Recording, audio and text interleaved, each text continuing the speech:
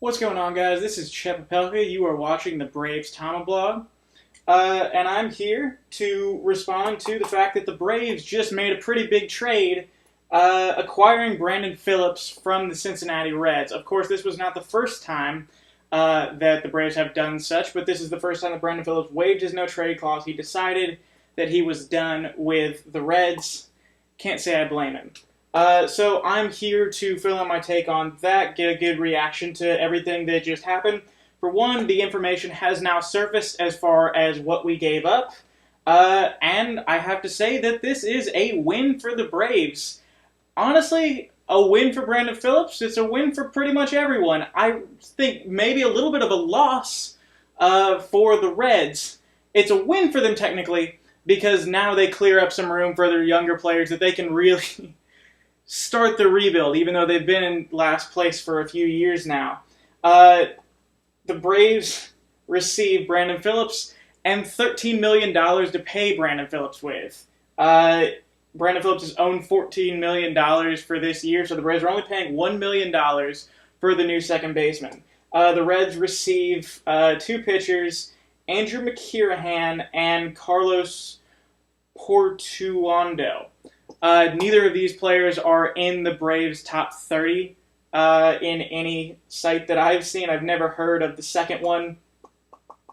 Pretty good. Pretty terrible for Cincinnati. They never really cease to amaze me. I remember when we talked about trading Votto and Bruce and Phillips and Cueto and Latos and these guys, and we were like, oh, they can get a good return. No, they didn't. They didn't get a good return for anybody. And it's pretty terrible. They were pretty desperate to move Brandon Phillips. So that's why they took nothing. I think that it's the same thing. They got only Dilson Herrera for Jay Bruce.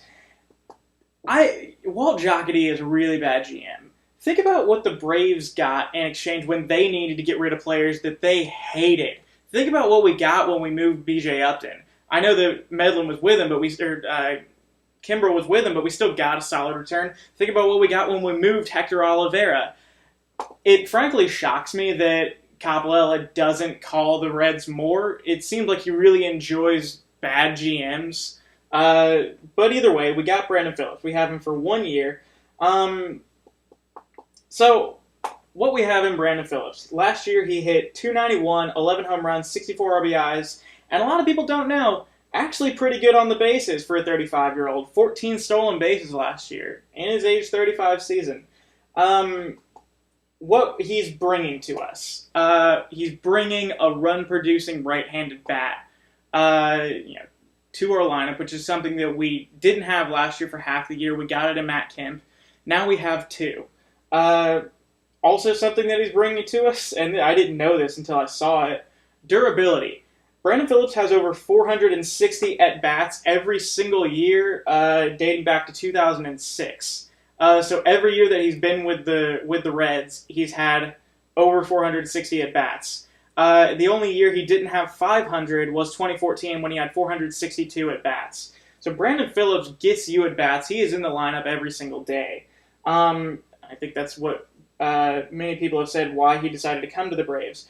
What we don't have anymore, or what we don't get in Brandon Phillips, that some people may think that we have, we are not getting a Gold Glove defender. He has won 4 Gold Gloves, made 3 All-Star games. We're not getting a Gold Glove defender. Last year, 2016, was his first season as a negative defender of his career. He went from being rated 9.9 in 2014, 4.1 in 2015, to negative 0.4 last year. And as a result, his wins above replacement dropped from 2.7 in 2015 to 0.9 last year, despite being a solid run-producing player. What we're also not getting is a slugger. A lot of people view Brandon Phillips as this, slugger that hits a lot of home runs, a good power-hitting second baseman. It's not really what he is, and I think it's questionable if he ever would have been viewed as that if he wasn't in Cincinnati. He does have, a home run-producing swing. When he hits the ball, it looks good for sure, but last year he hit 11 home runs. The year before that, he hit 12. The year before that, he hit 8. He's projected by any major projection systems, but for no more than 9 home runs this year. So we're not getting a big influx of power with Phillips. I will say that the projections don't favor Brandon Phillips. I'm looking at depth charts and steamers. It's projecting a drop in home runs, projecting a drop in RBIs, a big drop in isolated power, which was .125 last year. Everything here says .108. He had a good average on balls in play last year, based on his career average, so he likely will have some hitting statistics go down. It's projecting a big drop in weighted runs created, and that's kind of a big deal. I'm calling him a run producer. Depth charts has him being hitting 83 this year in weighted runs created. That's not very good. The average player is 100. Here's why I don't believe that. We said the exact same thing for Matt Kemp.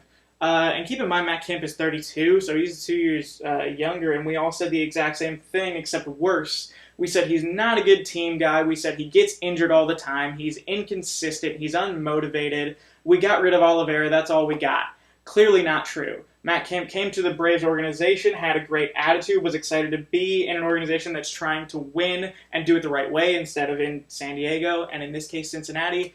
And look what Matt Kemp did. Not only did Matt Kemp, blow away any projections for the rest of the year, he made everyone else better. That's the effect that having quality veteran players has in your lineup that we did not have prior to Matt Kemp arriving. I think that Brandon Phillips will add to that. I think that Brandon Phillips will make everyone around him better. I think that this helps Dansby Swanson. It helps Ender Inciarte. It helps Adonis Garcia. It helps Tyler Flowers. As far as where we'll use him, I see him either being used out of the 2-hole or out of the 6-hole, hitting either in front of Freddie Freeman and behind Inciarte in the 2-hole, because he's actually good at stealing bases. If we want to put Dansby or Adonis there, that also makes plenty of sense. Then I see him fitting in the 6-hole behind Markakis, so that he can be there to still hit runs in if Markakis and Kemp are getting on base.